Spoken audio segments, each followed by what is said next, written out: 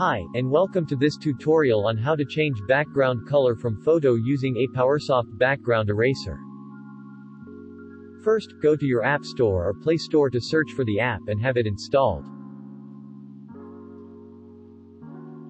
After you install it, open the app and choose one among the 3 recognitions to import a photo. In this video, we'll use a portrait photo. Tap the Remove Person Background tab to import a photo.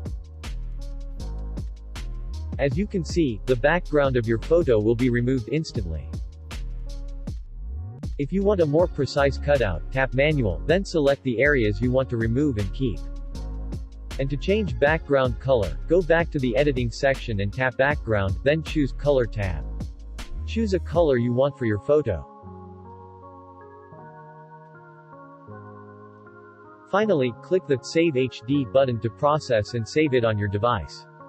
There you have it. You can now change the background color of your photo fast and easily with the help of Apowersoft background eraser. Till next time, thanks for watching.